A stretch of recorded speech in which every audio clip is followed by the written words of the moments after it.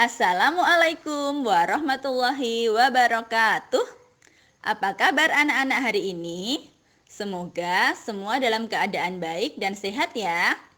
Berjumpa lagi dengan Bu Anita. Mau belajar apa kita hari ini?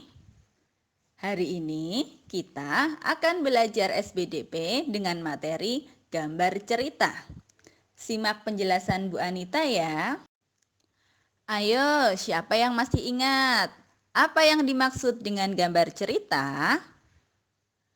Yap, gambar cerita merupakan sebuah gambar atau serangkaian gambar yang mengandung cerita.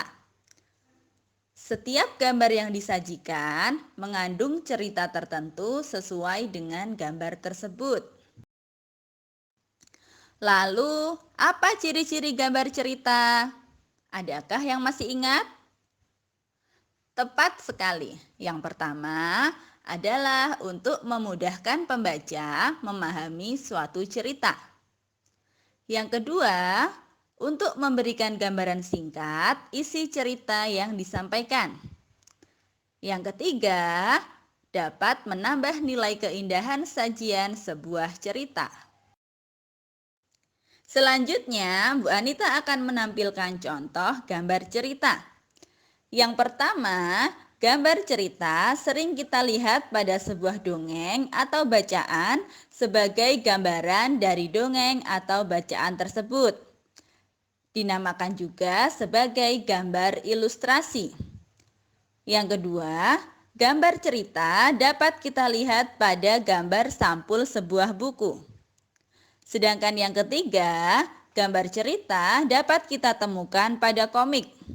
Anak-anak sering membaca komik kan? Pada komik, setiap dialog akan dilengkapi sebuah gambar cerita yang menggambarkan adegan pada dialog tersebut.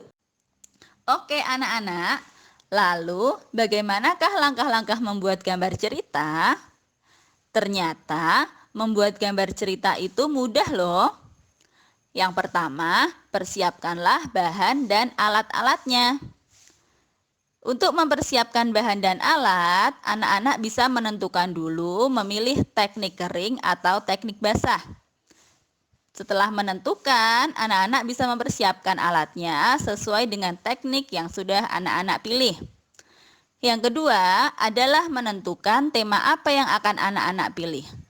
Untuk menentukan tema, anak-anak bisa mengamati lingkungan sekitar atau mencari dari buku bacaan.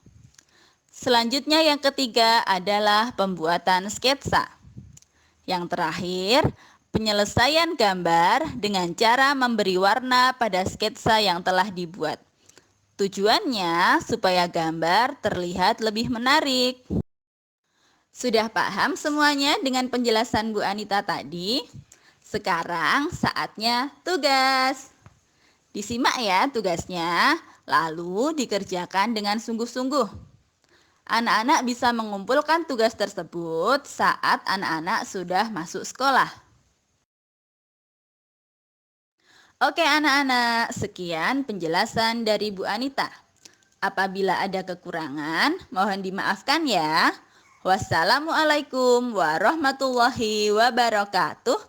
Sampai berjumpa lagi di kesempatan berikutnya.